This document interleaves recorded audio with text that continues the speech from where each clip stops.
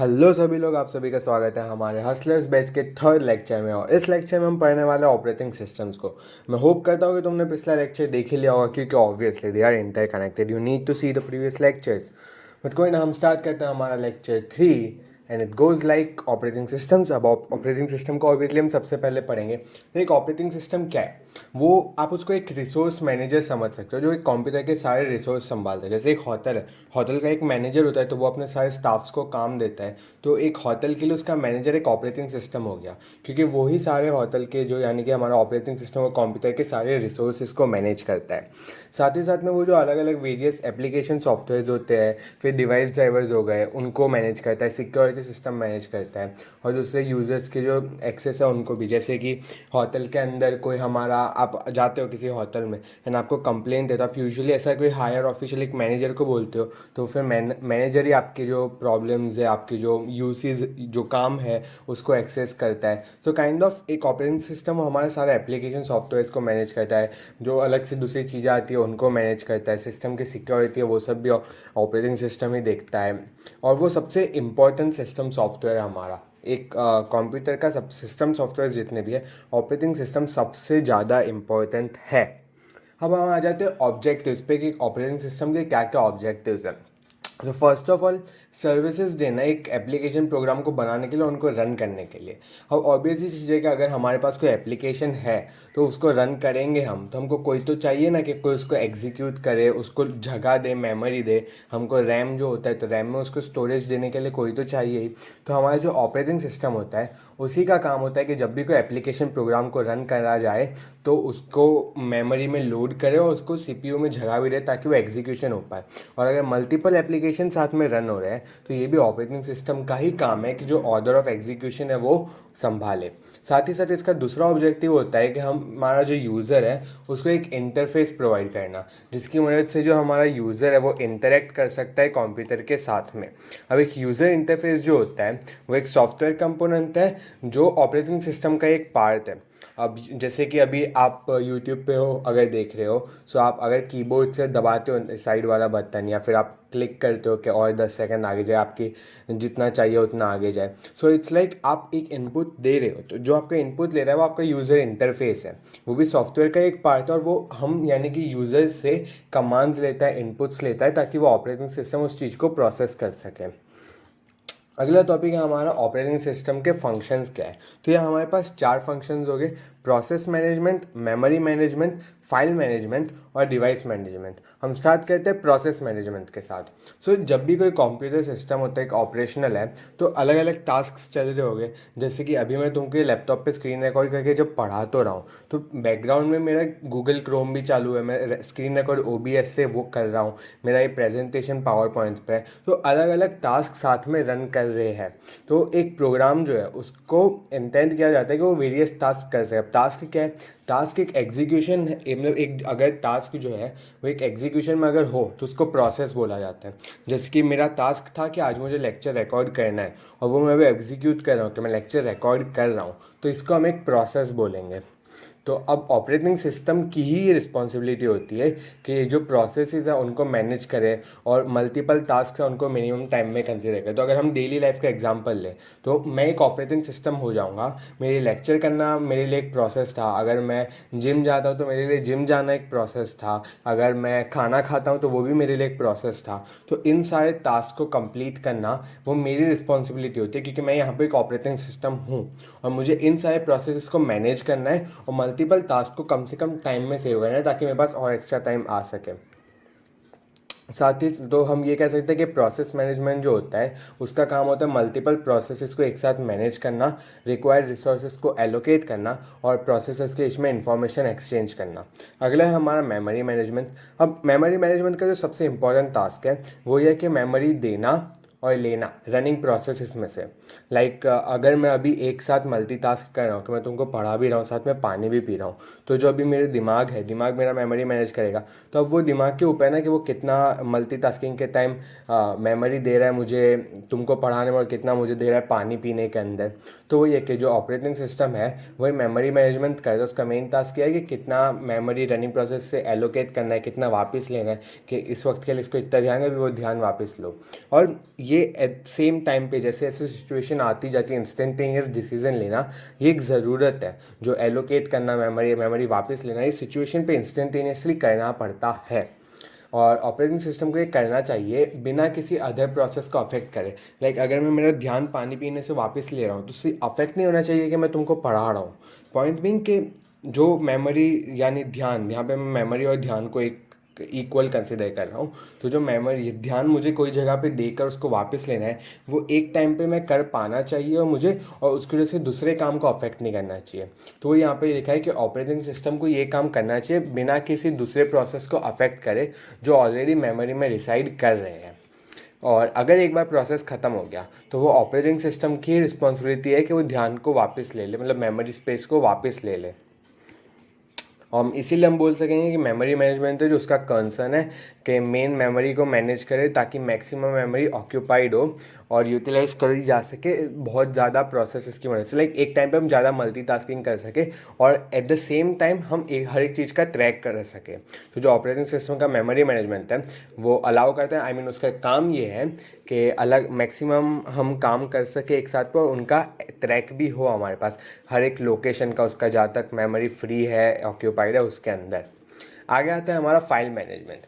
अब डेटा और प्रोग्राम हम कुछ तो स्टोर कर ही रहे हैं तो वो किस में होगा, ऑब्वियसली फाइल्स के फॉर्मेट में स्टोर होगा। तो ये हमारा जो मेमोरी मैनेजमेंट था उसका लेना देना मेन मेमोरी से था, लेकिन जो हमारा फाइल मैनेजमेंट है उसका लेना देना होता है सेकेंडरी मेमोरी से। अब फाइल मैनेजमेंट के अंदर क्रिएशन हो गया, मतलब कोई फाइल को क्रिएट कर रहे हो, कोई फाइल में चेंज ला रहे हो, जैसे अगर मैं पीपीटी में चेंज लाता हूँ तो अपडेशन हो गया, फिर मैं अगर पीपीटी डिलीट कर देता हूँ वो डिलीशन हो गया, अगर मैं इस पर कोई फायरवॉल लगा रहा हूँ लाइक प्रोटेक्ट कर रहा हूँ मैं इन फाइल्स को, ये सब सेकेंडरी मेमोरी में होता है। और हमारे पास एक मैकेनिज्म भी होना चाहिए कि ये कोई और इस फाइल्स को एक्सेस ना कर सके। लाइक तुमने पासवर्ड लगा दिया अपने फोल्डर पे कि कोई और उसको एक्सेस ना कर सके। पॉइंट में एक मैकेनिज्म होना चाहिए जिसकी वजह से हम किसी यूज़र का जो डेटा है, किसी की जो फाइल्स है उसको प्रोटेक्ट कर सकें एंड कोई और यूज़र आके उसको देख ना सके। फाइल मैनेजमेंट सिस्टम जो वो यही मैनेज करता है सेकेंडरी मेमोरी को, जबकि जो हमारा मेमोरी मैनेजमेंट था वो मेन मेमोरी को करता था। अब ये तो याद ही रखना पड़ेगा तुमको कि memory management main memory, file management secondary memory. आता है हमारा डिवाइस मैनेजमेंट। अब डिवाइस, अब कंप्यूटर है, कंप्यूटर के साथ अलग अलग इनपुट डिवाइसेस कनेक्ट हो गए। अभी लैपटॉप पे तो नहीं, लेकिन जब स्कूल में हम जाते थे तो कंप्यूटर्स होते थे। तो मॉनिटर है तो अब कंप्यूटर सिस्टम वो पूरा मॉनिटर हो गया, कीबोर्ड हो गया, माउस हो गया, सीपीयू वो सब। तो इसी में से हमारे आउटपुट डिवाइसेस है जैसे कि मॉनिटर, इनपुट डिवाइसेस जैसे कीबोर्ड और माउस। तो बहुत सारे डिवाइसेस कनेक्टेड है। अब इन्हीं डिवाइसेस को मैनेज करने के लिए, अब ये सारे डिवाइस है तो इंटरडिपेंडेंट ना, तो इनको डिवाइस करने के लिए तो हमारे पास होता है डिवाइस मैनेजमेंट। एक सॉफ्टवेयर रिक्वायर्ड है, हर मतलब हमको हर डिवाइस के लिए एक दूसरा सॉफ्टवेयर लगता है, तो उसी को मैनेज करने के लिए डिवाइस मैनेजमेंट आता है। तो यहाँ पे क्या, ऑपरेटिंग सिस्टम जो है उसको कॉन्फ़िगरेशन प्रोवाइड तो करना पड़ेगी एक पर्टिकुलर डिवाइस के साथ ताकि वो एक एंड यूज़र कर सके। जैसे आप कीबोर्ड का यूज़ कर रहे हो तो कंप्यूटर को ऑपरेटिंग सिस्टम को कॉन्फ़िगरेशंस तो बनानी पड़ेगी ना ताकि हम कीबोर्ड को यूज़ कर सके क्लियरली। तो ऑपरेटिंग सिस्टम का ही काम है कि वो ये सारा कॉन्फ़िगरेशंस बनाए हर डिवाइस के साथ ताकि वो जाके एंड यूज़र के द्वारा यूज़ किया जाए। अब जो डिवाइसेस हैं उनमें भी सिक्योरिटी तो चाहिए ही और उनका एक्सेस भी होना चाहिए डिफरेंट डिवाइसेस को, जैसे कि लाइक रिस्ट्रिक्शंस होने चाहिए। ऑब्वियसली आई वोंट वांट कि मेरा डिवाइस जो है, मेरा डेटा है, वो कोई और यूज़ कर सके अनटिल अनलेस कोई ऑथराइज्ड पर्सन हो। लाइक अगर पापा को यूज़ करना हो ठीक है, लेकिन कोई स्ट्रेंजर आके यूज़ कर ले इट्स नॉट गुड। तो वो सॉफ्टवेयर हार्डवेयर का जो डिवाइसेस है उनको सिक्योरिटी मेजर्स को भी ज़रूरत होती है एंड ये सब काम जो है वो ऑपरेटिंग सिस्टम के हाथ में ही होता है। आगे आते हैं हमारे ऑपरेटिंग सिस्टम के यूज़र का इंटरफेस। यहाँ पे 5 टाइप के इंटरफेस हैं: command based interface, graphical user interface, touch based interface, voice based interface और जेस्चर बेस्ड इंटरफेस। और इसमें से तुमने टच बेस्ड तो तुम यूज़ कर ही रहे होगे और वॉइस भी तुमने किया होगा। हम इन्हीं को डिटेल में पढ़ते हैं starting with command based interface. तो कमांड बेस्ड इंटरफेस क्या है, उसके अंदर हमको चाहिए कि एक यूज़र आके कमांड डाले ताकि दूसरे टास्क परफॉर्म हो। लाइक तुम कहीं पे कीबोर्ड पे जाके कुछ टाइप करो और वो तुम एंटर दबाओ तो तुम एक कमांड डाल रहे हो। अब इसके लिए तुमको एज ए यूज़र तुमको सारे प्रोग्राम्स का नाम याद होना चाहिए, सारे कमांड्स का नाम याद होना चाहिए। एग्जाम्पल अगर मैं दूँ तो तुमने बचपन में गेम खेली होगी वाइस सिटी। तो वाइस सिटी में चीट कोड होता था लीव मी अलोन। तो तुम गेम को एक कमांड दे रहे हो लीव मी अलोन और फिर एंटर दबा रहे हो, तो तुम्हारे कमांड से उसका इंटरफेस वर्क कर रहा है एंड कुछ ना कुछ प्रोग्राम वर्क करता है। तो यहाँ तुमको जैसे कि ये स्पेसिफिक कमांड था लीव मी अलोन, तुमको वो याद रखना पड़ेगा तो ऑपरेटिंग सिस्टम उसको सपोर्ट कर पाए। अब कमांड बेस इंटरफेस, अब मैंने यहाँ पे गलती से ना लाइन 2 बार लिख लिया, मैं इसको बाद में करेक्ट कर लूँगा। अब कमांड बेस इंटरफेस जो है वो यूजुअली लेस इंटरेक्टिव है और एक वक्त पे एक ही प्रोग्राम हो सकता है। जैसे कि मैं अभी अब लीव मी अलोन जब चीट डाल रहा हूँ तो बीच में ही फैनी मैग्नेट नहीं डाल सकता ना, मुझे एक बार लीव मी अलोन लिख के एंटर दबाना पड़ेगा, फिर मुझे फैनी मैग्नेट लिखना पड़ेगा। वैसे चीट कोड में एंटर नहीं दबाना पड़ता था, बट द थिंग इज जब कमांड दबा रहे हो तो यूजुअली एंटर दबाना होता है। तो एक वक्त पे तुम एक ही कमांड को रन कर सकते हो, उसके बाद दूसरा कमांड तुमको बाद में अलग से लिखना पड़ता है। तो इसीलिए हम बोलते हैं कि कमांड बेस्ड इंटरफेस जो है वो लेस इंटरेक्टिव है। अगला है हमारा ग्राफिकल यूज़र इंटरफेस। तुमने शायद ग्राफिकल यूज़र इंटरफेस नहीं सुना होगा, पर तुमने GUI तो ऑब्वियसली सुना होगा। अब GUI क्या है? ग्राफिकल यूज़र इंटरफेस का शॉर्ट फॉर्म है, मतलब एब्रीविएशन है। अब वो क्या है? वो उससे हम क्या कर सकते हैं, इंस्ट्रक्शन दे सकते हैं कंप्यूटर को आइकॉन्स के अंदर, मेन्यूज़ में और विजुअल ऑप्शंस में। जैसे कि यूट्यूब का आइकॉन था ना, तुमने उसी पे क्लिक किया, या लैपटॉप या डेस्कटॉप पे तो गूगल क्रोम का आइकॉन था, तुमने उस पर क्लिक किया। सिंपल सी बात है, वही ग्राफिकल यूज़र है। यहाँ पे हमारे पास आइकन्स रिप्रेजेंट करते हैं फाइल्स और प्रोग्राम्स को ग्राफिक्स की तरह। सो विंडोज़ जो होता है वो रिप्रेजेंट करता है इन रनिंग प्रोग्राम्स को जो यूज़र ने लॉन्च किया है। फिर इनपुट डिवाइसेस जिनका यूज़ किया जाता है GUI के लिए, वो माउस और कीबोर्ड है। जैसे कि अभी मैंने जब क्लिक किया यूट्यूब पे तो मैं अपने माउस की मदद से किया था, मैं गूगल क्रोम पे क्लिक किया अपने माउस की वजह से किया। फ़ोन के अंदर it's like touch based interface है, जो है हमारा अगला टॉपिक, टच बेस्ड इंटरफेस। तो अब तुम फ़ोन पे ऑब्वियस है तुम टच से ही सब कंट्रोल कर रहे हो, तुम कीबोर्ड पे टाइप करो, फ़ोन का जो कीबोर्ड है उस पर टाइप करो, टच की मदद से कर रहे हो ना। तुम कोई गेम खेल रहे हो टच की मदद से कर रहे हो, तो वही सिंपल है टच इनपुट की वजह से। अब टच स्क्रीन की मदद से एक यूज़र जो है वो इनपुट दे सकता है ऑपरेटिंग सिस्टम को, जो OS कमांड्स की तरह इंटरप्रेट करता है। एंड ऐसे ही हमारा वॉइस बेस्ड इंटरफेस है। अब आज के ज़माने में सीरी को, एलेक्सा को, गूगल को कौन नहीं जानता? सिंपल है ना, हम सिर्फ बोलते हैं हे सीरी और सीरी आ जाता है, हमको रिस्पॉन्स दे देता है। तो इसी तरह यूजर्स जो आज वॉइस बेस्ड कमांड का यूज़ कर सकते हैं, यानी हेल्पफुल है क्योंकि मल्टीटास्किंग अलाउड है। लाइक अगर तुम अभी 12th है ना, तो इसके बाद हॉस्टल में तो जाओगे ही मोस्ट प्रोबेबली। तो वहाँ तुम जा रहे हो, तुम्हारे पास टाइम पहले से कम है, तुम कुछ ना कुछ काम कर रहे हो, तुम बर्तन धो रहे हो, तो एट द सेम टाइम तुमको गाना चेंज कर, तुम बोल सकते हो hey Siri please play this song, Alexa please play this song. So the multitasking allowed हो जाती है क्योंकि हमको हमेशा हमारा हाथ कीबोर्ड पे नहीं होना चाहिए, तुम सिर्फ बोल सकते हो, काम हो गया। पांचवा इसी तरह हमारा आता है जेस्चर बेस्ड इंटरफेस।